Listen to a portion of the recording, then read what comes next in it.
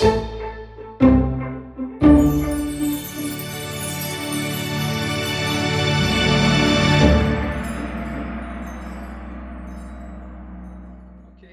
so it's 7:30. Welcome to the Tuesday Talks. It's my turn this week to introduce Lance. This is normally his job, but since he's speaking, I thought I should do him the honor. We had a slight change in the schedule this week. I hope you'll forgive us. This talk will be just as good as what you were going to get. This is Professor Lance Butler, who is the chairman of the Arthur Conan Doyle Centre. And tonight he's going to be talking to you a little bit about some of the stuff from his new book, which is called Between Two Enlightenments. Between Two Enlightenments. Thank you. So without further ado, take it away, Lance, please. Okay, thanks very much, Scott. Very nice to see you, everybody. Sorry I'm not Lorne Schussel. He was going to give you experiences as well as information, but unfortunately that wasn't possible, so here I am. I have recently published a book. I'll hold it up so that Scott can learn the title, Between Two Enlightenments. It's a volume of essays.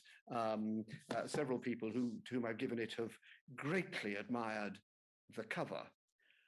That's as far as most of them seem to have got. But anyway, it's about some of the things I'm going to be saying tonight, and it's on Amazon if you want to buy it. But that's not the important thing. The important thing, I hope, is the ideas. Can I just say before I start that next week we'll have the wonderful Bernardo Kastrup, and he tends to turn up on time and say some really intelligent things. So I think Bernardo is the person that people will be talking about in 20 and 50 years' time in our area. But anyway, look, I'd like you to come with me in your minds to a moment a few weeks ago where I was with some friends, and someone said, "What do you do?" And I said, "Well, I work at the Arthur Conan Doyle Centre." And two people present, two men of a certain age, note, picked up Arthur Conan Doyle Centre in Edinburgh. They knew what it meant. And so without any ado, without any pourparlers, one of them looked at me and said, he said, "Where's the evidence?" He was Scottish. And the other one, who was an Episcopalian priest, said, "I don't believe a word of it." Now, I hadn't said anything. The only words were, Arthur Conan Doyle Centre. They knew roughly what we represented. But I thought that was just so completely typical of where we are. And I'd like tonight just to think a little bit about where we actually are. Of course, with these two guys, I had, as we all do, what the French call l'esprit de l'escalier, when they had the parties up in the Piano Nobile and you came down the stairs after the party with a sort of footman handing you your hat or whatever it was. I'm not as old as to remember that, but you can read about it. And oh God, I wish I'd said that, or that witty thing. Oh, I wish esprit in French also means wit. I wish I'd said that witty answer. Anyway, after I had left all my friends that evening, I had my esprit de l'escalier, and I realized that what I should have said to the scientist who wanted the evidence, he's a top medic at Edinburgh University and a highly intelligent man and gives lectures all over the world, I should have said to him, "There is evidence. You've been too busy trying to ignore it to read any of it," which is certainly true, because there are only two sorts of people in our world: those who've read about this stuff or watched some videos or thought or been to a lecture, who think there may be something in some of our stuff and would like to see more, at least, and those who think it's all rubbish, who have never read anything at all. There are very few people in the overlap between those two. Yes, I've read all of Rupert Sheldrake and Dean Radin and Pim Van Lobel and Raymond Moody. Yes, and I don't believe a word of it. I've never encountered that. So, I mean, my medical friend was just wrong about the evidence. How you interpret the evidence might be something else. Then, of course, the Episcopalian priest, who I have to tell you, had been ordained that day, so I suppose he was on cloud nine, and I don't believe a word of it. My esprit should have been to him to say, "Yes, you do. You believe that you can talk to the dead. You believe you can pray to saints. You believe you can communicate with spirit. You believe, many of the things that we believe in, just because you've got a Christian version of it. Come on, you do believe in that." So I could have won both those arguments, but I failed to think of the answers quickly enough. But I think that's That's the question, where exactly are we? Oh, and I mean, what you've got to do is to historicize it. One of the great contributions of post-structuralism to modern thinking was that we have to historicize everything. So, if Aristotle says X, or Kant says Y, or Donald Trump says Z, you can ask, well, what does it mean? But one of the major things that it means is what it means in the context that it's being said. I mean, it's quite obvious that there are wonderful things in Plato, but Plato has a completely different idea from you and me about, for example, what happens a few miles up in the sky and what human bodies are made of, just to name those two things. So it's all very well to say, let's argue about Plato's proposition that X. Well, let's historicize Plato's proposition. So I'd like to do a bit of just slight historicizing today. And I'd be interested to know, put it in the chat or just say to me, because I'm not going to go on beyond my 45 minutes, perhaps less. I'm very interested to hear what you have to say.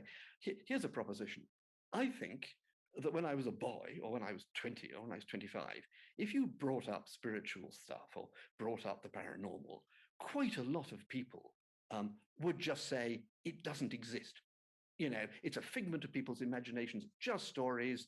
They don't mean it, or they don't know, or it's a mistake, it's smoke and mirrors, whatever it is. Wishful thinking, doesn't it? I put it to you that there are two further steps. The third step would be, everybody agrees that there is spirit, everybody meditates, everybody communicates with the dead, the full shilling. But we're not there yet. Maybe we never will be. But I put it to you that we're now at the second step. And the second step is simply, people no longer say, there are no such things as near-death experiences. They say, well, I've heard about near-death experiences, kind of seems a bit odd to me. I expect there'll be an explanation. I wonder what it'll be. Now that at least is a step from saying, everybody who's ever narrated a near-death experience is lying, which is what appeared to be said by nervous people before. So I think we do have a little bit of a move forward. And there's another thing. If you take science and religion, and as it were, me between the two of them at the party where I couldn't think of what to say, the man on the Clapham omnibus thinks, or I must now say the woman on the Clapham omnibus, so let's hope she's in a car, or let's hope she's not in a car, oh dear, sorry. Anyway, believes that science has a pretty good degree of certainty. If the doctor says, or if the physicist says, here's a law, or here's a medicine, which will do X, it does X. So there's a pretty good degree of certainty. And of course, religious people have degrees of certainty of their own. The greatest faith would be, I suppose, the greatest certainty. Neither actually has certainty at all. If you mine into physics, even if you just mine into what an atom is made of, or what the hell a neutrino is, which exists while not existing, with no mass, and yet it moves. How can anything without mass move? I mean, that's just basic physics. Look at quantum mechanics. I mean, science is not based on absolute certainties and fixed rules. There are all sorts of things in there. 95% of the universe is dark matter or dark energy or something. So, they don't know everything and they're not certain about what they've got. And the best religious people don't stress their certainties. I know that, Jesus walked on the water, or I know that, Muhammad went to the seventh heaven on a horse. They don't. And even if you get less literal things like that they know that, God's absolutely in charge of everything and everything's absolutely meant. They know that. Nothing to do with human volition, nothing to do with chance. You won't find many modern theologians being so certain. So when you say things which are not certain, such as telepathy, but now we know telepathy happens, that's for sure, but you don't know how to explain it or how to control it or what the mechanism is. That uncertainty in you is no different from the uncertainties of science and the uncertainties of religion. So, then you get to say philosophy. Well, philosophy in 1920, 1950 looked as if it had got things pretty stitched up. A.J. Ayer and Bertrand Russell and Gilbert Ryle and these people, they'd got a good fix on, the mind and, the nature of the person and this kind of thing. And, further philosophy in that period seemed to me to become pretty sterile, but it did look quite fixed. In 1996, the Australian David Chalmers wrote a paper in which he described the problem of consciousness, as you know, as the hard problem. Nobody's answered it, and no one's claimed that anybody else has answered it. It's the unanswered question, and that's the question of consciousness. And consciousness is the only thing of which we are absolutely certain. So the thing which is most certain in human life is a thing on which philosophy has no handle at all. So, it's not just us that have to demonstrate things or say, as we get to the edge of our territory and look over the cliff, well, I don't know what's over that cliff. It's true for physics, for philosophy, for religion as well. So I was born just after the war, and it's just by chance. The trajectory, the journey of what I've been through is, I think, pretty much completely normal for the last 75 years, in that, I was brought up as a Catholic. We were, most of us, given some religious education, my generation. And then I went to school and all that. And I then went to university and started doubting and puzzling the way one does at university. And after that, I thought, well, I'm just going to have to be a materialist scientist, because that's the way everything's going. And I can't believe any of that religion stuff. And I can't understand any of that philosophy. And they've got wild ideas in the East, but I haven't really heard about them. And anyway, they're different people, different culture, and I don't know.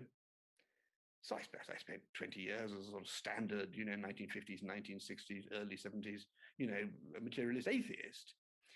And then I inherited a small library from an aunt whom I'd known to be interested in things a little bit spooky. And she had books in her library about things like reincarnation and Buddhism. And I just thought, well, they'll fill some space. And one day I took down a book on past life therapy. This is as early as 1972, something like that. And I read it straight through at one sitting. And there was a moment, one of those moments that Jeffrey Kripal has talked about on this very series of programs, talks where the flip, I had the flip. And the flip was not, I believe in reincarnation or whatever it is. The flip was, this could be true. The writer seems to think it's true. He was a reincarnationist psychotherapist. He regresses people who get cured because of what he does with them. They come up with some amazing stuff. It's not just nonsense. And then I read Raymond Moody's Life After Life, whatever it's called, 1975, the book that coined the term near-death experiences. And from then on, sort of just moving the corner of the carpet, pulling the rug slowly towards myself, can I believe that bit? Could that be true? I've got to where I am. And it's become easier and easier. I mean, I think it was quite easy for Anne, who is on this call, to found the Arthur Conan Doyle Center in let's say 2010, 2011, in a way that it wouldn't have been in 1971. I just think it would have been much more difficult. And obviously what we knew back then was that religion was going out. It is. Practicing ordinary religion has pretty much vanished. And we thought that places like spiritualist churches would disappear in the same way. And to some extent, they have. But what hasn't disappeared, we all know this, is the spiritual. And I suppose, spirituality and paranormal stuff should have gone away. That's the thing. Because if you start in 1890 and you've got Newton here and you've got Darwin here and you just believe in science, and someone says to you, what's the future? You'll say, the future is this science. You might have been slightly puzzled when Einstein came along, and they've had 100 years of knocks of various kinds, and now we're in a very different place. But actually, if there was nothing in the paranormal, the parapsychological and the spiritual, if there was nothing in it, as was so widely predicted then by highly intelligent scientific people, it would have gone away. I mean, phlogiston theory went away, phrenology went away. Lots of things have gone away because they're just not true. And this hasn't gone away. Indeed, there's now much more of it, which is why I feel a bit more comfortable now than how I used to feel. Well, this book, which I've written,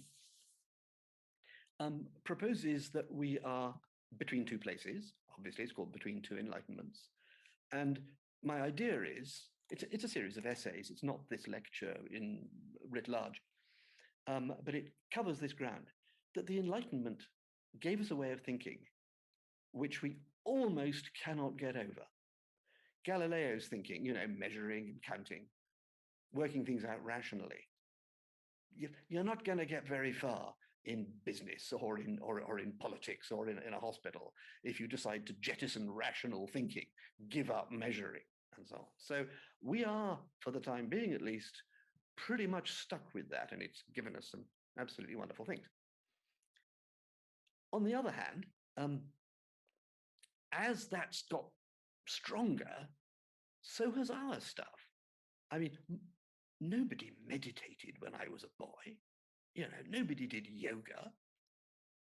These steps toward, no one cared about the ecology or hugged trees. Nobody thought that animals had proper consciousness or souls or whatever you want to call it. It wasn't on the agenda. And gradually now all that's on the agenda, with some chance boosts from, the fact that the planet is about to fry. That's helped us going in this direction. But that it is a big change, and it's between those two things. So that I would say, if you have that moment where the Buddha is enlightened, it can't have been a single moment, surely, where the Buddha thinks, a lot of Buddhist scriptures, but it looks like he sees a lot of no's, a lot of nots. He sees a lot of, I don't think my consciousness is a concrete, objective entity in the world. It's only subjective and thus hollow in some sense. Even Sartre called consciousness like the lens of a camera. And then the Buddha says, well, those people out there suffering, they're suffering because they have a false consciousness. And they think the suffering comes from the outside and is affecting them because they haven't got enough money or because they've got a disease or because whatever it is. And those things are sort of hitting them in the objective world. But actually, the world is only a subjective world. And it's difficult sometimes, but the fact is, it's not what happens, it's how you take it. And that was his cure for suffering. That kind of emptying out of the world, the defeat of the 10,000 things, is precisely the defeat of everything that rationality and measuring and science and so on are interested in. So there really is a proper dichotomy here, not so much between religion and science, but between the consciousness of the objective thing that is science and the consciousness of the subjective thing that is consciousness on the other side. Okay, so to soften you up, and I mentioned this a bit in the book, I'd like to say a few things which will depress you.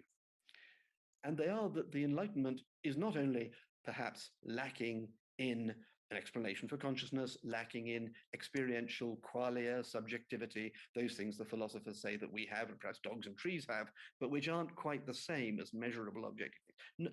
No, that's not the only problem with the Enlightenment. The Enlightenment, first and foremost, is about to kill us all.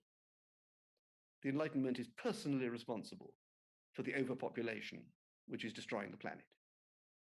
Now you say there might be an Enlightenment solution to that. I mean, contraception or, growing more food or, working out cleaner ways of driving around the place in cars. But as things stand, the Enlightenment has got us into a pretty pickle. If we'd never had the Enlightenment, we would never have had overpopulation, global warming, and the death of the planet. Famously, the Enlightenment produced the best weapons. Remember those atomic bombs that we're all going to be wiped out by? Well, they too, just like a cure for cancer, are the children of Enlightenment thinking. And then remember that when the Enlightenment really got into the atom, as I said earlier, it found some pretty extraordinary things. You know that the relationship between the nucleus of an atom and the outside, where the particles are spinning around, is approximately, in terms of size, proportionally, the relationship between a tennis ball in, people always say, in the dome of the Panthéon. In other words, in St. Paul's Cathedral, let's say. That's the gap. So atoms are mostly absolutely nothing. And you know that neutrinos pass through any substance without affecting it and have no mass, but are the commonest thing in the universe. I mean, physics has given us problems as well as solutions.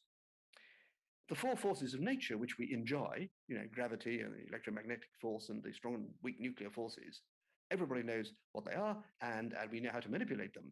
Nobody knows why they're there. There is absolutely no explanation. So either, science has led us towards disaster, or it's led us to a point in our thinking where we can't explain things. Neuroscience is, of course, the current brain studies is the current frontier, and there's been some extraordinary stuff there. But not only is there the problem of what to do about the existence of consciousness, there's also a problem within brain studies of self-contradictory anomalies. Brains don't all work the same. Different parts of the brain do the same thing at different times or different things at the same time.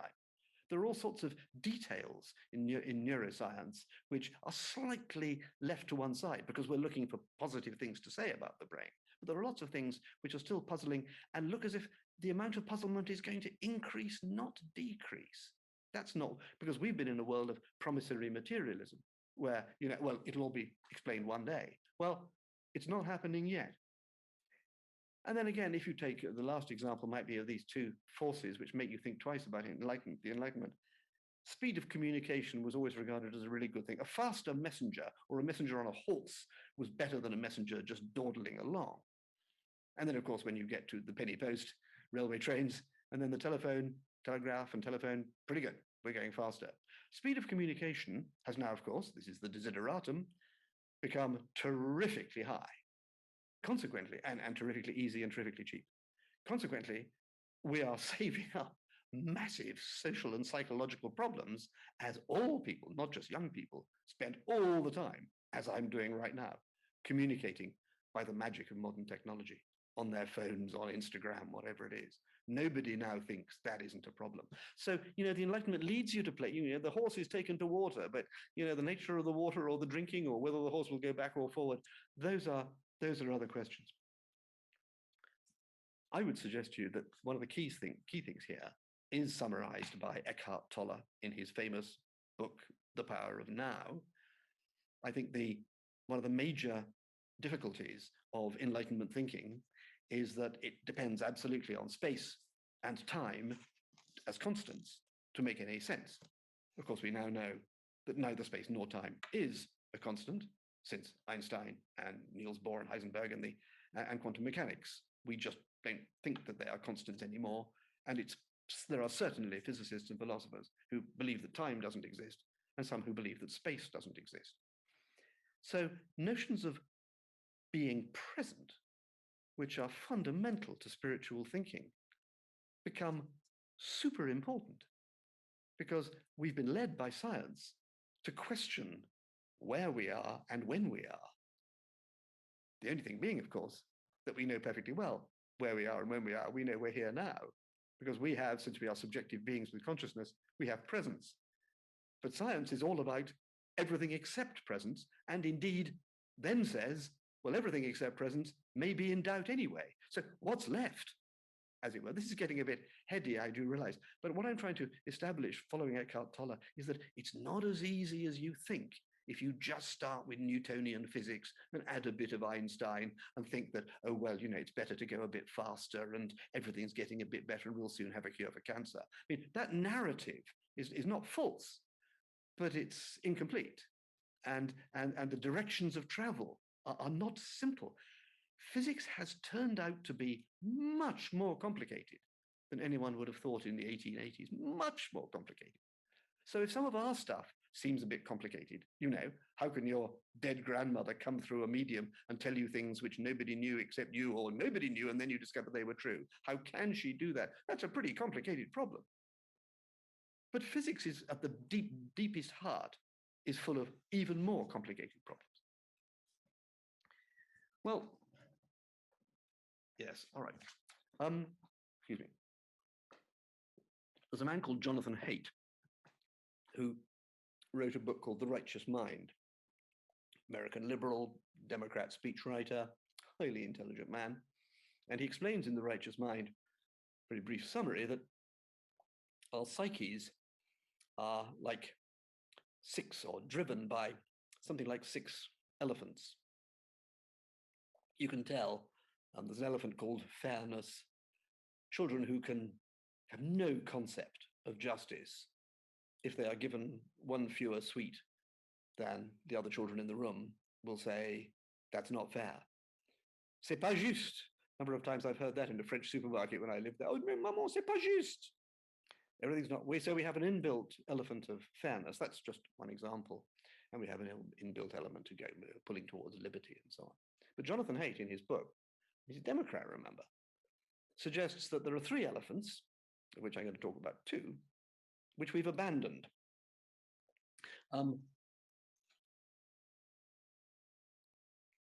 The sense of the sacred and respect for authority are the two that we are keen on. The sense of the sacred is clearly just fluffy nonsense imagination, or it's because you're on holiday and you happen to be going up a nice mountain, or there's a nice sunset. The sense of the sacred is, it's imagination. They build churches and cathedrals so that they're dark and echoey, and so that makes you feel a sense of the numinous. There's nothing sacred. Well, maybe nothing sacred in one particular church, or maybe a mountain doesn't have to be particularly sacred. But having no sense of that elephant having been murdered or left by the wayside, he's still in there pulling us. We can feel it. You want there to, maybe sacred isn't the word you'd necessarily use, but you want there to be some kind of well, I'll put the two together, the figure of authority. I put it to you that this is an unfashionable thing to say. I think we want something to bow down to. Now, immediately you're going to say, so you approve of slavery, or, you're a misogynist. Women bow down. But no, of course not. We don't want to bow down. But we've been indoctrinated with the idea that nobody must bow down to anybody. And we've been indoctrinated, perhaps less consciously, with the idea that, of course, nowhere's more sacred than another place. I mean, come on. Now, if Jonathan Haidt is right, these deep structures in our psyche have been thwarted, and the thwarting will appear. And I don't quite know exactly how to describe where I think it appears, but I do notice that when you join, a rugby team or a group of any kind like that, you quite like being given orders, and you quite like it if there's a good captain.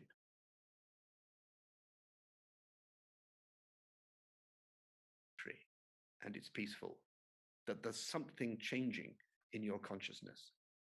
I think we need, Jonathan Haidt is right.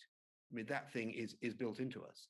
And those things are things explicitly that the Enlightenment has got rid of. The cry of liberty, the decapitation of kings as the symbolic destruction of the thing to bow down to, means that we don't now bow down to anything. And you can see how it's actually quite religious, because you remember from your Christian liturgies that God is called the Lord, he's called the King, praise my soul, the King of heaven. Why was he called Lord and King? Well, what's that got to do with being God? God is everywhere. Kings are not everywhere. But let's call God King. There's a Lord down in the manor house, oh yes, he's like God. Well, clearly, but of course, historicize it. It's all part of history. All those words come from earlier cultures than our own, where lords and kings were obviously the people above to whom you bowed, and since you had to bow to God, he was just like another bigger king. That's sort of a kind of normal pattern. We don't think that anymore. Fine. So we're not going to bow down to the man next door or to our husband or our father, or, we're just going to laugh at Boris Johnson. And no one's, even as recently as Victorian times, in novels, people go in to see the great man because he's the minister of something, and they're very sort of, or they come and see the bishop, and a bit worried about going and seeing the bishop. Now it's kind of, Laura Koonsberg saying, what the hell did you mean by doing that, to, the most senior politician in the land. I don't say it's necessarily wrong. I'm also a modern man, but you note what we've got rid of. Our normal reaction is politicians, God, royal family, God, because we've got rid of that central thing, but it's still there. And the Enlightenment has knocked it out and hasn't replaced it with anything as far as I can make out. Okay, you must be nearly, I must have talked for nearly enough. But I'm going to move to something else, which is implicit in my book. I'm going to refer to three things. One is that the things we are trying to develop or invent in the scientific and medical network, or in the Arthur Conan Doyle Center, or in many, many other spiritual or quasi-spiritual places. Many of them are absolutely present in Eastern philosophy. You know this. You know that the Vedanta or the Buddhist scriptures are a bit confusing and very long. You know, there are 108 Upanishads. Oh God, and you kind of lose the will to read on. You know, and Buddhist scriptures are multitudinous and in many languages and somewhat self-contradictory at times. But everything that we now think can be found in there. I thought this is meant to sort of encourage you, because remember, the Enlightenment was Western, and the East has adopted it. They drive around in motor cars and wear suits, and you know, are economists and engineers. That's the Enlightenment. Perhaps they've rather less lost, but anyway, they always had a slightly different view. I've spoken in this forum and elsewhere about panpsychism, about Galen Strawson and Philip Goff and Bernard Kastrup next week, people who are moving towards the idea that consciousness is primary and that the material is secondary. And reading the Tibetan Book of the Dead, as one does, I mean, you've got to have insomnia, you know. It's the 59 wicked gods against the 59 benevolent gods, and they all have different faces and colors, you know, and you've got to count them. I mean, it all gets a bit much, really. But here we are in the best translation.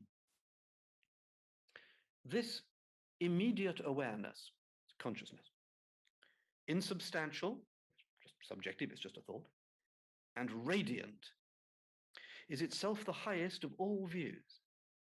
This non-referential, so it's not science, you know, all-encompassing awareness, everything that is around you that you are aware of is everything that you are aware of, which is free in every respect, just consciousness, is itself the highest of all meditations.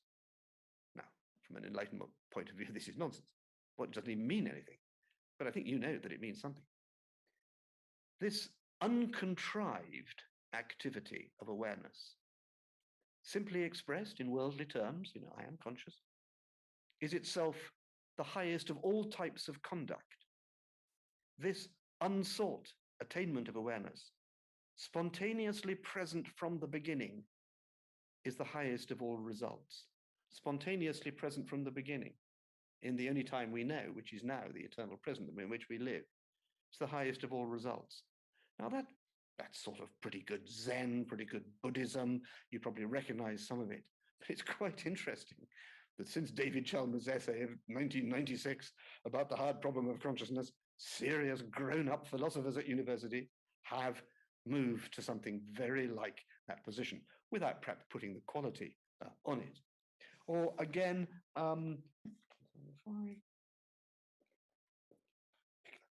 pictures of one of the angry gods, you'd be pleased to know, just to sort of cheer you up as you're ploughing through this immense tome.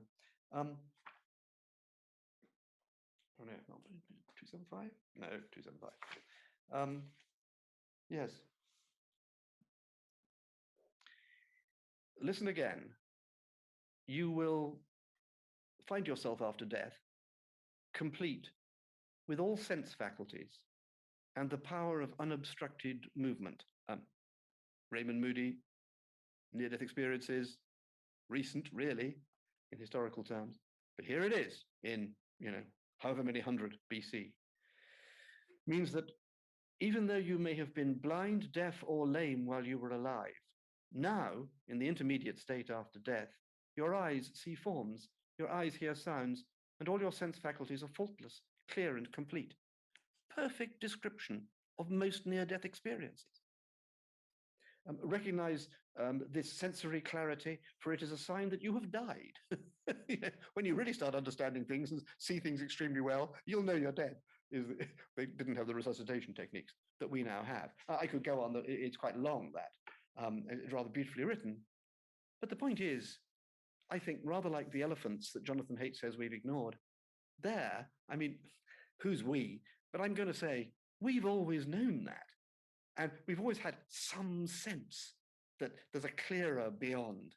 That's why we look at the sky or regard water as in some way metaphorically sacred or something like that. And unless it's turbulent or dirty, it's clarity. we feel that we create myths of the Golden Age or the Garden of Eden, where things have that sort of perfection.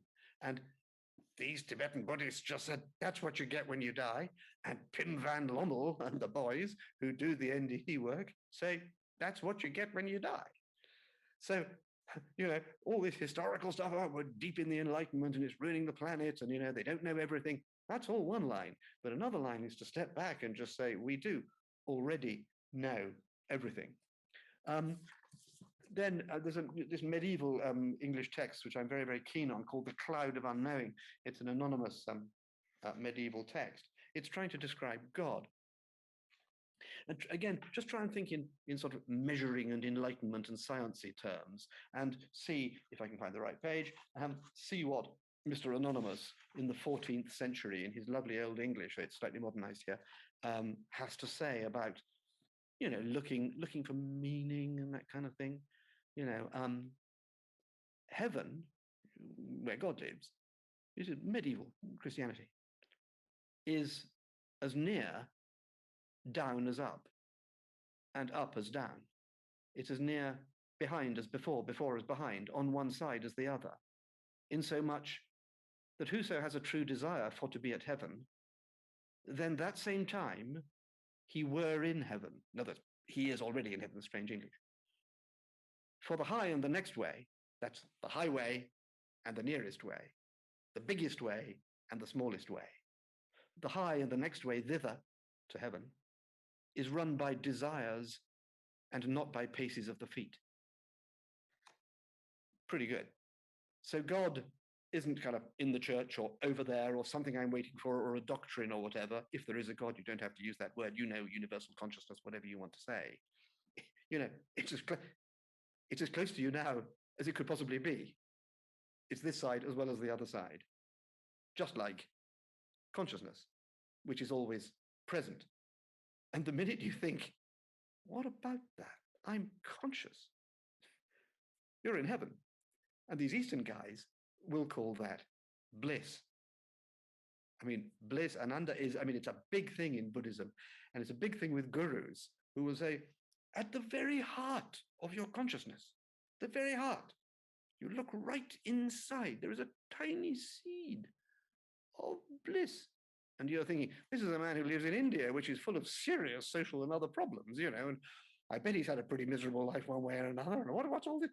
Inside. And Eckhart Tolle says the same thing, that the activation of that seed is a kind of internal bliss available to all of us.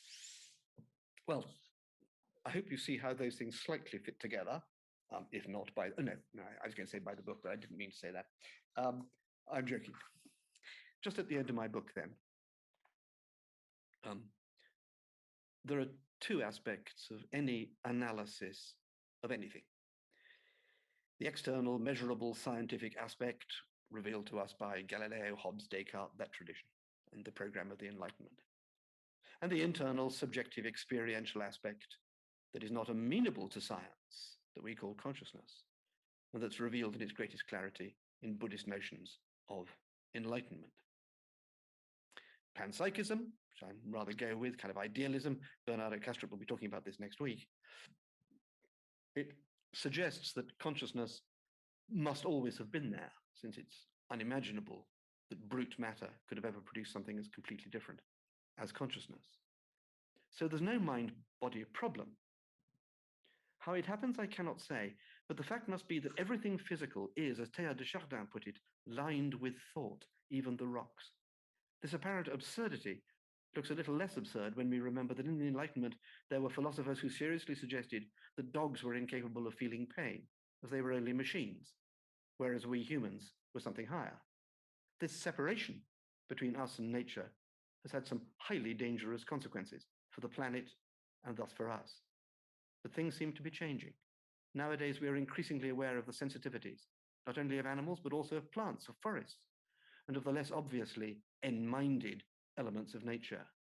We are inexorably on our way, not to understanding quanta at the heart of quantum physics, but to considering as end-minded rocks, and therefore electrons, and therefore quanta.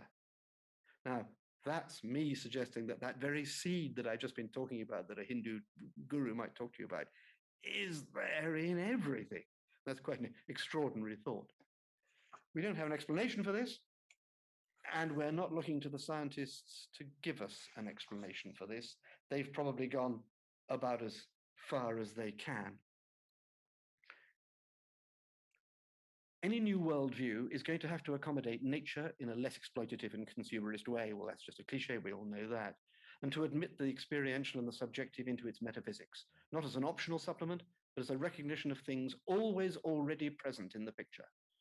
The word to take us to the place where we'll stand a chance of making this change is enlightenment with the Buddhist small initial letter. The enlightened ones of the earth seem automatically to have had a better attitude towards nature than has been normal for the last 5 centuries. St. Francis of Assisi, talking to the animals, presented to me in my Catholic childhood as a holy, but H-O-L-Y, but essentially eccentric figure, may be the kind of hero we need to adopt, rather than the violent, political, economically obsessed leaders who have led us to ever greater prosperity and ever greater misery, uprootedness, alienation, and danger. St. Francis thought that the birds he spoke to had some kind of mind or soul, as he would have called it. And that can be taken as an emblem of a new, more modest view of ourselves, in which we share all nature with all nature. And nature includes consciousness. Nature includes, if you want to call it a soul, I don't. I think consciousness is enough. And we share all nature with all nature. This sharing cannot only be a matter of machines, body machines or AI. We know it can't because our lives are actually spent not in the material, but in the mental. And because there is a mental dimension that is the one thing regarded by philosophers as certain. Indeed, it's the only thing we can each individually know for certain. This dimension, our mental conscious nature, as much as the physical nature which we share with all the rest of nature, is before us. We only need to open our enlightened minds to see it, to be it, because it is us. Well, I don't know whether there are things in the chat, and I don't have a chairman, do I really, Scott, to say, put your questions in the chat. I don't know if you want to unmute people. People want to talk. There aren't too many people here. Perhaps could work. I'll unmute Peter, actually. Well, he's got a question here, yes. We live in an emerging world where there's a degree of celebration of celebrity, where everyone wants to be a king or a queen. Ho, ho. Go on, Peter. It was more a passing observation as you took us on that incredible helter-skelter ride of intellectual opening up. It was tremendous. It was really interesting. I'm still reeling a bit from it and trying to collect my thoughts. I had a passing thought which was to do with, if we're between enlightenments, are we ever going to get properly to the second one? Do we have enough years left? And how can the headlong gallop towards either nuclear destruction or environmental catastrophe be halted? I want to mention a book that points towards an external intervention, and this is where I think we have to bring in ufology into the equation, because I think if walls existed between considerations of consciousness and accounts of ufological visitation previously, I think they're breaking down. I think that the spectrum is opening up, and people are thinking that what's being experienced isn't necessarily just physical, although it may be physical and consciousness related as well, if that makes any sense. The book I was going to mention is by a chap called Robert Hastings. It's called UFOs and Nukes, and it's a remarkable book because it consists of 40 years of research on Robert's part, interviewing mostly military personnel who remain mostly anonymous about their very direct experiences mostly on nuclear bases, but across the nuclear spectrum, from plants of nuclear production all the way through to weapons sites. Once you've read the book, the two things are undeniable: that the UFO phenomenon is very, very, very real, in the same way that you can't convince your eminent chaps at the beginning of your chat, you know, that this stuff is worthy of consideration. You know, it remains hard, but maybe not as hard as it was to tell people about what you've been reading in that area and viewing in that area and so on. What Robert puts forth is very chilling, and it's comforting and I think chilling at the same time. There are a number of extreme examples. I think 3 particular ones that he mentions, where UFOs have appeared over sites of nuclear missile sites, and not only have taken control of the systems, but have actually started the countdown. This has happened on 3 occasions. It's accounted, it's verified, it's true. I'm not making this up. I think the best known of these was in the Ukraine, still under Soviet control in the mid-80s. I think it was 1987, when this exactly happened in the way that I've just said, that a flying saucer seemed to have be about to trigger a nuclear catastrophe that would engulf the whole planet. So that's external intervention, if you like. That's precisely what I'm talking about. We might be beyond saving ourselves by becoming sufficiently consciousness to take a different kind of control and get onto the next plane. We might need that kind of help. Sorry, I don't know that I've meant to go in that direction, but that's where I've gone. It's a direction you have been known to go in before, Peter. But I have actually. Yes, probably. I mean, since most of the other phenomena are increasing in numbers, maybe that phenomenon will also increase in numbers, which would be very interesting. I think that's likely. Yeah. Change the subject. Like, Brigitte, would you like me to read yours, or do you want to read your question? Brigitte, speak to me. Yeah. I think today it works actually. Okay. Okay. Can I just have one moment for a passing comment? Because I come from a French cultural background. So for me, the fact that you take in the first Enlightenment as something leading to, science and its excesses and physics, etc., is always a bit strange for me, because I've come to appreciate Enlightenment as the kind of thinking that keeps you from believing blindly what somebody as a dogma presents to you and forces you to digest and to stick to. So I've always a difficulty with the interpretation that you give of Enlightenment. Yes, I have to say, just to answer that before you go on, I have to say, I just took that as read. I mean, I assumed that everybody knew that the Enlightenment was a reaction against the blind belief of the Christian centuries. I just assumed that. But you're right, in a French context, it's more obviously that, and it's less obviously scientific. The British were getting on with science just a bit faster, and the French were getting on with thinking. So, yeah. Yeah, maybe because, right. I mean, for the French, that's what's going to save us still. I mean, thinking and rationality and so. Yes. And I always wonder if consciousness is what Mark what was his name? Gober.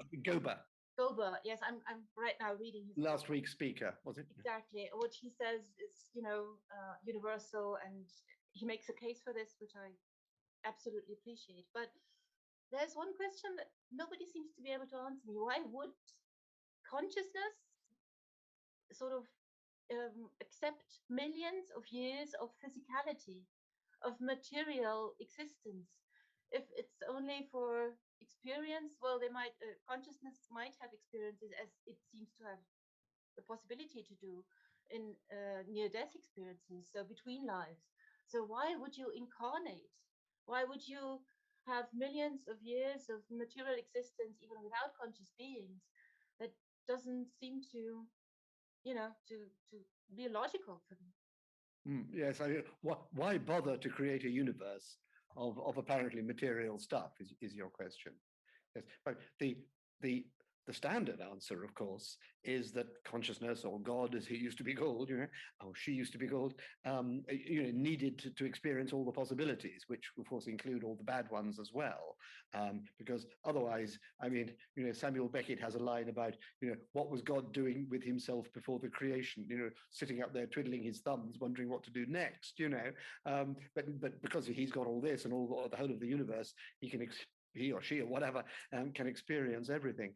That's one way. I've got another one, which is that consciousness, is creative in the sense that it sets an enormous explosion going, if you like, for the universe, and throws it all out there with all the things that it has. And by Darwinian chance, some of the consciousness that's in rocks or whatever emerges into beings that can suffer, like animals and humans. That's a sort of, it's an unintended consequence of consciousness being materialized. That's not, neither of them is very good. If anybody has a better answer, I'd be very pleased to hear it. That's quite good, yes. Of course, it's you've also touched there, to say very briefly, on the problem of pain. Why would a good God create pain? And of course, the difficulty about that is that, you think, well, I don't mind hurting my finger, but I really don't want to have my leg cut off with a chainsaw. That's really a bit much for a human being to have to go through.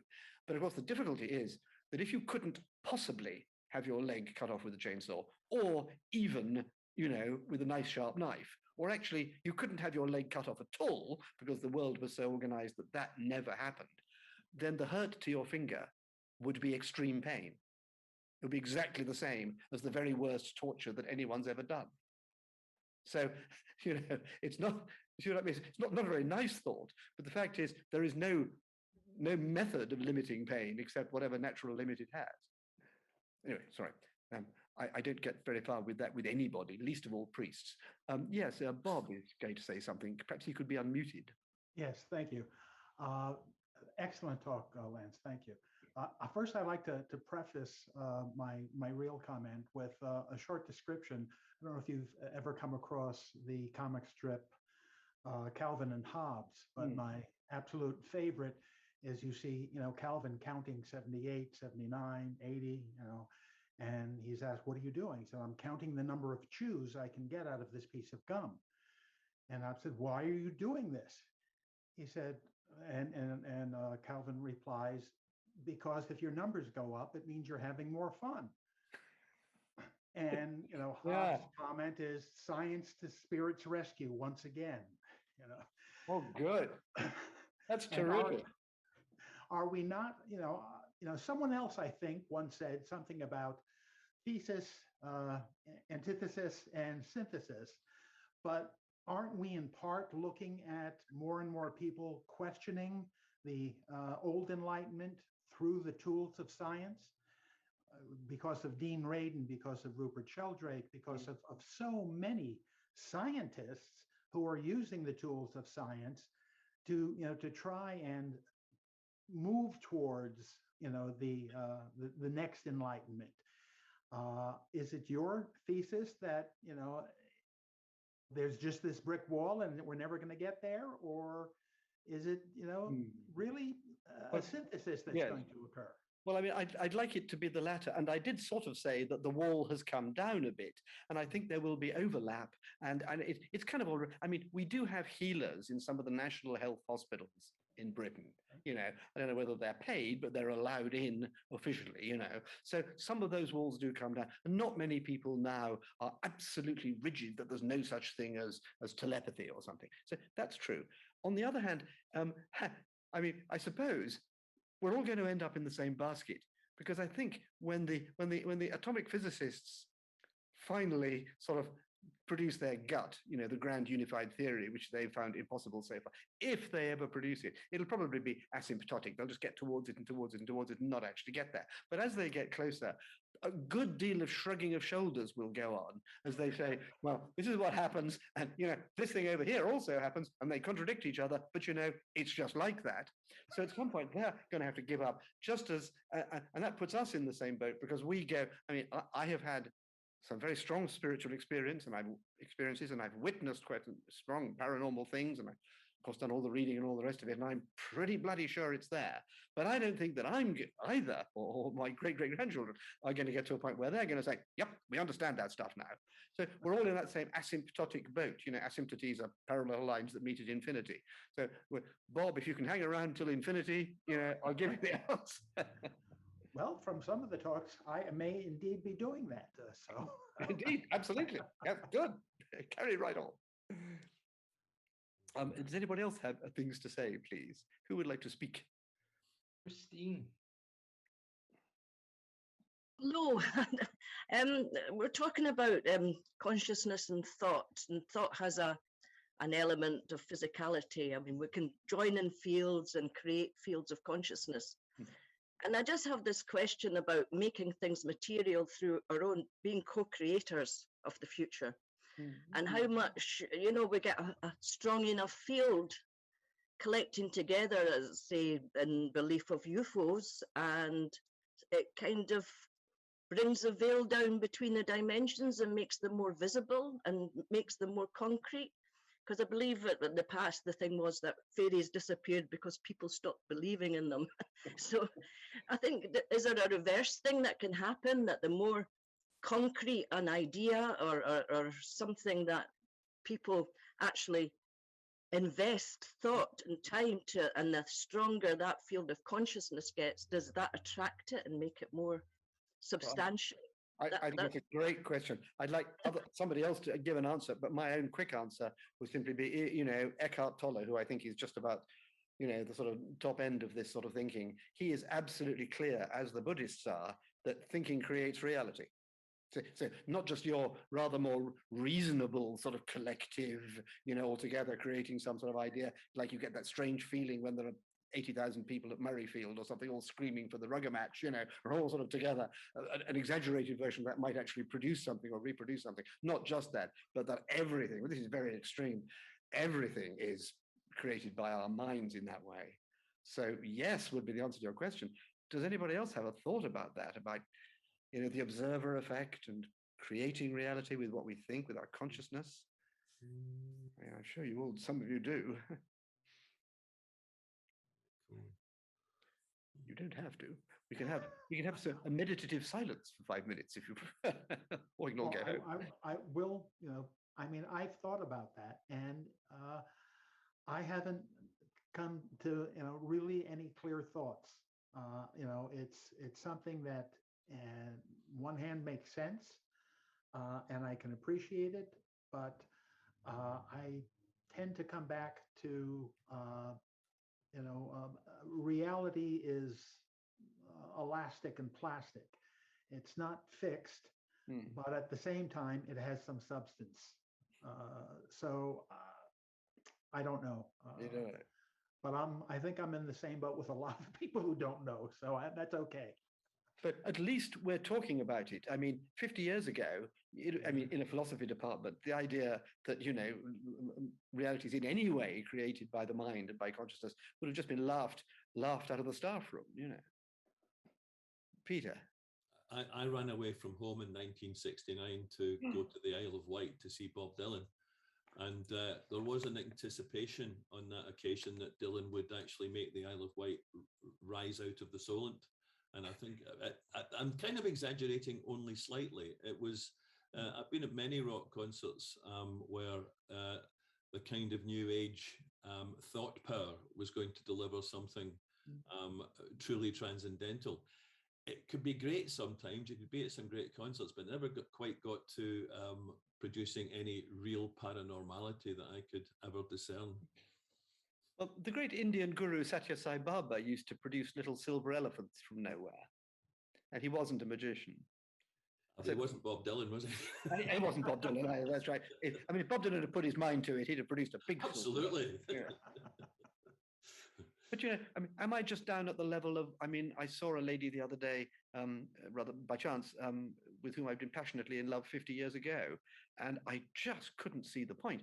Now, so this sort of goddess was no longer a goddess. Well, she was the same woman, you know, but sure, she didn't feel that way about you, Lance. Well, I wasn't going to bring that up, Peter, but all right. Yes, that's true. That's the sort of minimum, isn't it, Christine? You know, that you change your view of someone, or you quite like, you know, going to Grimsby, and now you don't like going to Grimsby, or whatever it is, because you know, so Grimsby turns into a drearier town. You know. I wasn't being entirely facetious. I mean, there have been sort of thought experiments through the ages that, and I suppose Wilhelm Reich was in that kind of operating in that kind of area. Again, disappointingly, we would like it to be. We would like those kind of experimentations to have produced more effects, more proof, but we don't seem to have got there.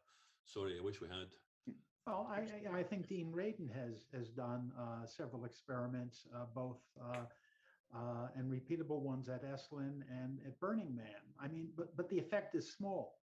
I mean, you know, it has to be teased out statistically, you know, rather than, you know, again, the March on Washington that was going to raise the Pentagon, but it didn't occur either. Or the See, thugs in Chicago. My comeback to that is there's small entities of people. I'm thinking of the global mass that would be required to actually make the shift happen. But the other thing that I was trying to bring in was the matter of dimensions, because if the UFOs are there, but they're in another dimension, does the consciousness of human and that mass consciousness wear down the barrier between the dimensions and make them more obvious, as it were, or bring them into focus? It's if you take even the number of people that were at Isle of Wight, that would never be enough consciousness, in my view, to actually raise the Isle of Wight. You would need a global mass to create a concrete effect. So that was just. Suzanne, do you have a comment on that? Consciousness. Oh, sorry, Bob. I was going to ask if Suzanne had a comment. Then I'll come back to you. Well, you know, Lance, you're talking about the girlfriend from 50 years ago prompted me to share this. Not very enlightening, but there's a point to it. I just, maybe a year ago, was contacted by my high school boyfriend, who just poured out his affection for me and how I was the one that got away. And, he just longs to reconnect with me. And so, you know, that's lovely. And I share all my stuff, which is all about consciousness. He absolutely will not even, he said, well, we have to agree to disagree. I'm a scientist. I said, but have you looked? Well, no, I just don't like that stuff. However, and I went back to him over and over again and said, look, if you want to connect with me, because he's longing to connect with me, but all he'll talk about is COVID and the government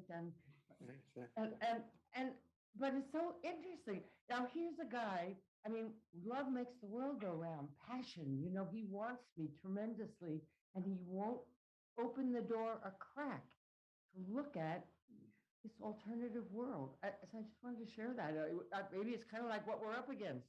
This is not a redneck or a poor guy. He's rich, actually. I don't know. Well, yes, of course. I mean, his view of you will, if you keep on with our stuff at him, presumably his view of you will change. I've tried over and over again. I finally gave up. I just gave up. I thought, well, we have nothing to talk about. You know? Well, that's an interesting, rather sad story in a way, I think. Yeah. Christine, are you still on, or have you got your hand up because you liked having it up?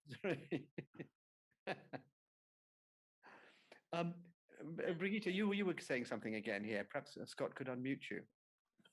Yeah, and then I think Robert. Oh, sorry. Yes, I did say Robert. Yeah, just a curiosity, which kind of culture would you think is more likely to produce some kind of real shift? Because I can't see America, I can't see the Eastern countries, I can't see Europe doing anything decisive in that field. It's a very good question. What about the East? As I mean, what's the East? I don't know. India? I don't know. Young people tend to be more inclined to go with our stuff than older people, although most of the people who come to the Arthur Conan Doyle Center are older, but nonetheless, statistically, that's the case. Maybe it's Greta Thunberg, as you suggest, that kind of youth. I don't know. Good one. And Bob, what were you going to say? Just in response to Christine about, I was going to mention that the Global Consciousness Project, Roger Nelson and others, the Princeton Anomalous Research Group, that have used random number generators, multiple generators being influenced by hundreds of thousands, if not millions of people. But again, even with millions of people watching the same event or being mesmerized by some disaster, for it to reach statistical significance, yes, it happens, not all the time and not always reaching statistical significance. So I said, my mentor, Duncan Blewett, I think may have had something when he said, you know, the bus to Eden doesn't leave until everyone is on it. Oh, God. That's lovely. Yes. I suppose notions of the end times, notions of the conclusion, notions of getting there, I keep coming back to Buddhism. You know, the Buddhists are just not that interested in that, and the physicists are dicey about time. I mean, you know, you remember Dr. Faustus, when Mephistopheles first comes in, Faustus says to him, how can you be here? I thought you were in hell. And Mephistopheles says, why, this is hell, nor am I out of it. And thinkst thou that one who has seen the face of God can, you know, I can't go on, but would ever not be in hell, having been bereft of the face of God. So I mean, I don't think, you know, I think eternity is eternal. You know, it's either now or it goes on forever. You sort of can't have it both ways. You know, it'll all be all right in, you know, 2000 and, you know, 300 and whatever. I suppose. Anybody else here? I think Robert Riddle had his hand up. Oh, Yeah. good. Hello. Thank you very much. It's a very intellectual conversation we're having, and I just wonder if we can look at it another way. I think many of us here tonight have had personal spiritual experiences, and those are the proofs that we really need. I know Lance has had many. I've had many, and I'm sure a lot of people have.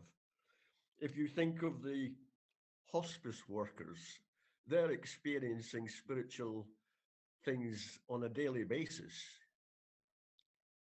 They feel spirits leaving patients' bodies when they die. They see things. And I just feel that without having to prove it scientifically, because in a way we're saying we're not scientific, but we're looking for real tangible proof. Do we really need to reach for that? When you think about the race against climate change, for example, there's great minds thinking very deeply about the future and beyond.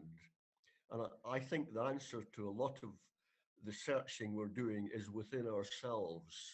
If we just think quietly, that dream I had wasn't a dream, it was too vivid to be a dream. Many of us have had that. And we can quietly share those views with others and spread the word around. These are just some of my thoughts, so which are quite pretty humble, really. Well, I mean, I think humble is a really hurrah word in this area. So I don't think, you know, but so you would think that possibly, well, perhaps I've just said it myself, there's a certain pointlessness about using, you know, Enlightenment scientific thinking in trying to measure and get all these things when they are just experiential. Yeah, no, I don't think it's pointless. I think it's right that we should explore and combine our minds and our thoughts. But I just wanted to say that there is also another way that we can do it as well, and give ourselves comfort and hope. Because I think we all know that there is more than this material life. There's got to be. And just to do it in a more humble way, perhaps. But I'm not suggesting that we stop being academic, that we stop those lovely programs, which I think we all enjoy. But there's another way to do this as well. I think I'm sure that's right. And I'm sure that strikes a chord with all of us. Thank you, Robert. Has Valerie got her hand up? Sorry. I think Nick had first. I'm so sorry, Scott. I'm doing your job. I'll shut up. I'll try and be humble, like Robert says. I'm quite happy for ladies to go first, Scott, if you want to give the floor to Valerie. Okay, very gracious. Hello, am I here? Can you hear me? Yes. Yes. Can you hear me? I'm sorry, it must be really dark here. I wasn't prepared to talk, so I'm a little bit embarrassed. Like Brigitte, I'm French as well, and you know, I'm the typical product of French education, very rational, very organized, and I think it has got its limitations. And I just wanted to say the person who taught just before me, I also agree with that completely. And yet I think what Lance did tonight was really good. And I think we need all of it. And I started the course in parapsychology because I also need to know what has been done in terms of experiments and what results have been achieved in KP and all these different things. But I just wanted to say that, like the person before me, I'm sorry, I can't remember your name. Robert. I've had lots of experiences recently. And I was walking about, just want to share this anecdote. I was walking about, and what I do is I go out, I walk, and I take my mobile and I WhatsApp people, very good friends, and I tell them what I've experienced. And I was walking about and saying, this is what happened. I had this dream and it was just incredible. It just was not believable. This is what happened. And as I was walking, I passed a tree and there was like a cardboard thing, a round circle. And as I was walking, I looked at this thing and I said to my friend, oh, there's a round circle there, in kind of card type thing. What's written on it? Oh, it says, it's simple, just believe. So as I was saying, I was in that dream, blah, blah, blah, and I carried on. And later on, that friend WhatsApped back and said to me, do you realize what you said? You said that you had that dream. It was incredible. It was so vivid and so true. And you couldn't quite believe that it was real. And then you had this thing hanging from a tree, a kind of card thing, which said, it's simple, just believe. And I passed that thing and didn't realize what I was reading. And I thought, yes, was that true? I came back the following day and I couldn't find this note hanging from that branch on the tree. So I just wanted to say that I think it's very important to have the theory because it helps, because there are all these different parts of us. Yes, we believe, but yes, it's also so nice to have the theory behind it. And Lance, I was thinking about two authors that I really, really like reading in French. There is one who's called Chung. He's an academician from China. And he talks about the soul and all the rest of it. It's absolutely fabulous. And it's How do you spell his name? Cheung, Francois Chung.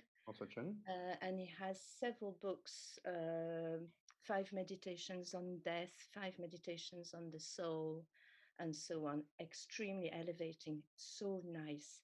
And there is also a physicist from the CNRS who, you know, might want to talk for one of your talks. He's absolutely fabulous and talks exactly about the sorts of things that we've talked about tonight, where spirituality and physics just are hand in hand. So really fabulous. So thank you very much. What's his name? Oh, sorry, Philippe Guillemant, Guillemant. Yep, Guillemant. There's a lot on YouTube and so on. Of course. I don't know if he speaks English though. Thank you very much indeed. That was Valerie Harkness speaking from the darkness. Yes, that's right. I'm sorry. Can you see me? Nope. No. Oh, no, I'm sorry. I'm sorry. Thank you. Thank you. Okay, Scott. We have Nick, and then I think we have a question from Dahlia. Yeah, I'd like to play devil's advocate a little bit, Lance. But I also want to acknowledge up front, if you've written a book on the subject of tonight's talk, then I'll be first in the queue to buy it or order it. Good, thank you. The first thing I want to observe is that consciousness leads to a lot of very attractive possibilities. But simply because something appeals to us and is liked by us doesn't make it more true. And in fact, it's also, I guess, true to say that just because we don't like an idea doesn't make it any more or less true. Mm. So I would want everyone to acknowledge that we are prejudiced and biased in accepting the idea of consciousness, because in most cases it's very attractive. This might appeal to you. Many years ago, roughly 40 odd, I was an undergraduate in a language class, a linguistics class for English studies. And I remember the tutor said to me, all meaning is an act of creation. Meaning is neither entirely subjective nor entirely external and real. It is somewhere in between that we call the level of form. He said, so everything that you think has meaning it doesn't mean to say it's real, but it's maybe unlikely to be completely subconscious and individual too. And he presented us with approximately a dozen examples of linguistic errors. But we struggled, although we identified them very well, we're all very keen and young and enthusiastic, we did struggle to explain why they were errors. And he said something that's resonated with me ever since. He said, to study linguistics, we need a language to talk about language. Hmm. And if we don't learn the language to talk about language, it's going to be a very long, slow process in terms of building on our individual experiences to come to a collective consensus. Now, here's my proposition to you. You have not defined consciousness.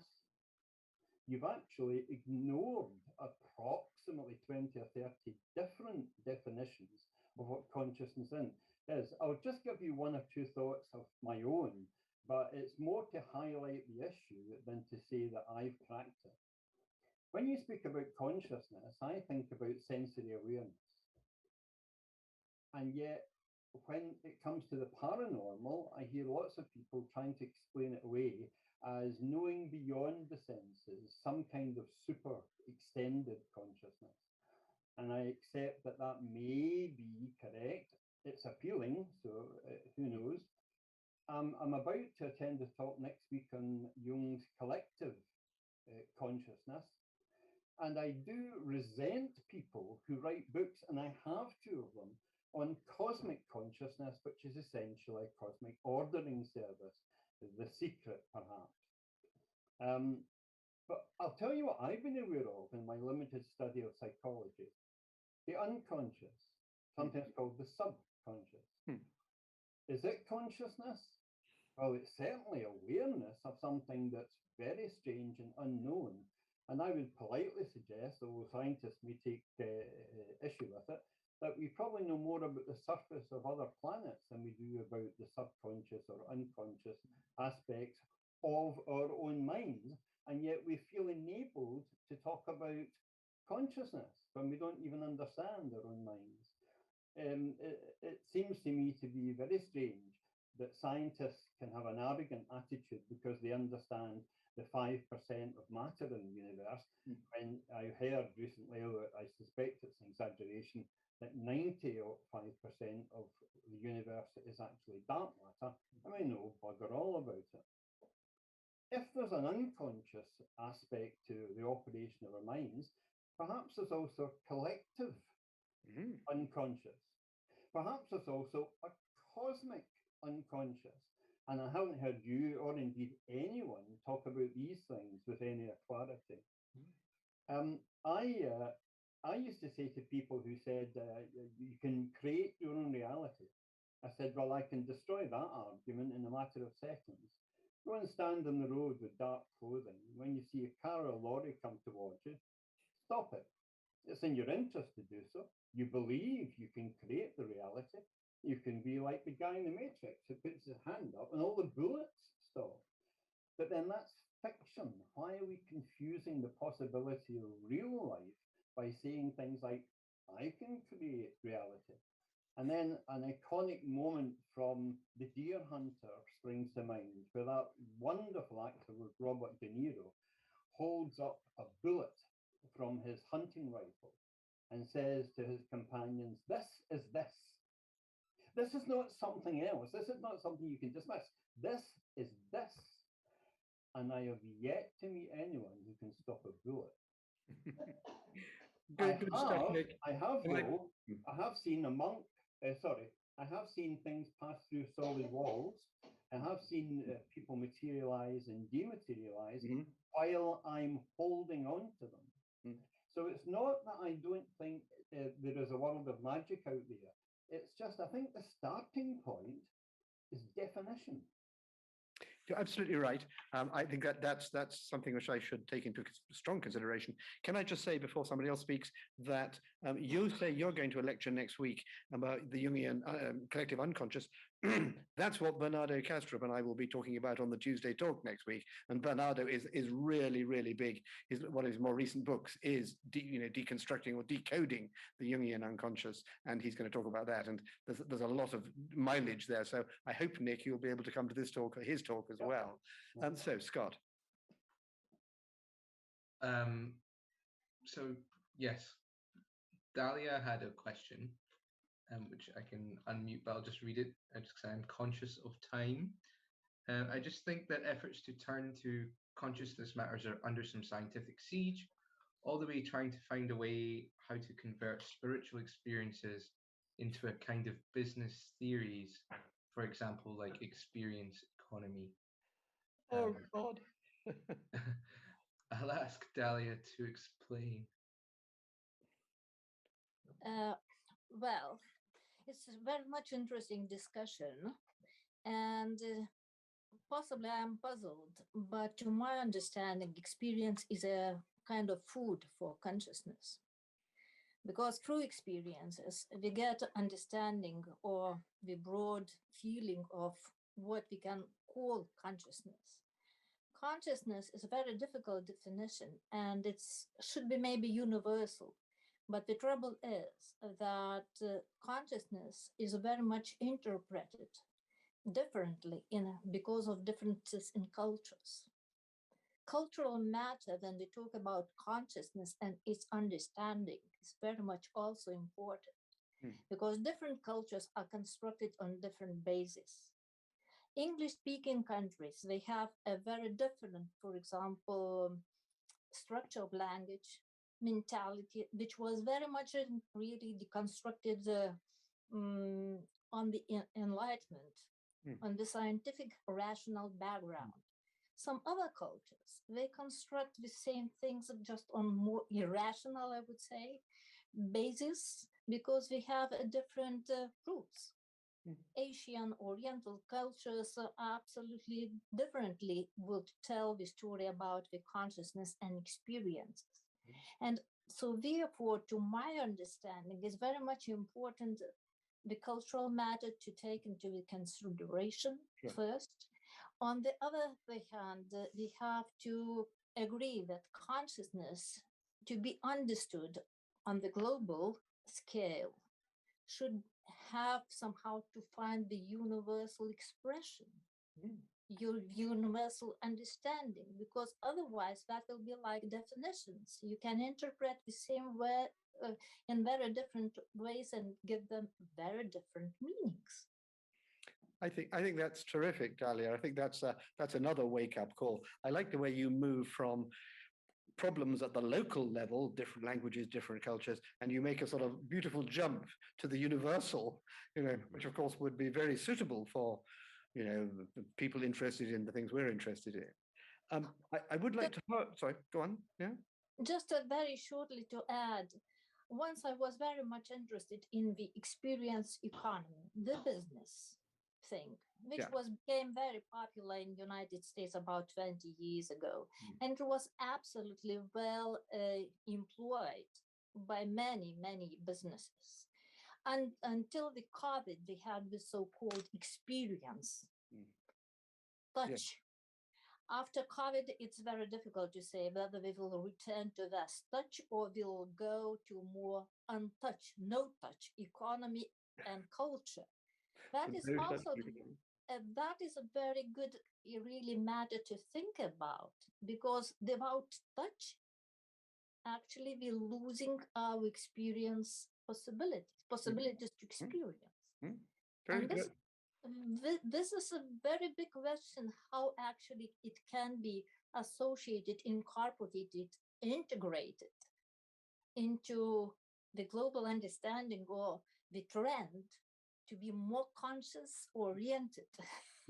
Excellent, very good. Yes, I mean, you're fascinating. You go right up into the philosophy and then right down into, you know, what happened in the American tourist industry in the 1990s or whatever. That's pretty good. I like that. But I do have to say, I think that consciousness is one thing and one thing only, and it's not a matter of definitions. Experience is, the content of consciousness is, the style of consciousness, language, all those things are different and cultural. But when someone like Eckhart Tolle is talking about consciousness, or the Buddhists are, they just mean the simple fact of actually being aware, and perhaps, as humans can do, being aware that you are aware. Whatever it is you're aware of, whatever words you use. I switch you off, you're not aware. I switch you on, you're aware. It's like a light. Everything else is up for grabs, but consciousness, which is always infinitesimally present, is always the same. Anyway, that's a bit of a challenge to you, but thank you for your challenge to me. Thank you. Does anybody, the thing is that I know that Scott didn't get any sleep last night, and I've had a slightly trying day. So would you mind if we brought this to an end? Do I get to close the meeting this time, Lance? Oh, please do. You do it so well normally. Thank you everybody for coming, and thank you Lance for a great talk. Thank you everyone who contributed to the discussion, and thank you all who were just listening in the background. I hope you can all join us next week, where we have, don't worry, I'll do the silent clap in a second, where we've got Bernardo Castro. He's actually having a conversation with Lance.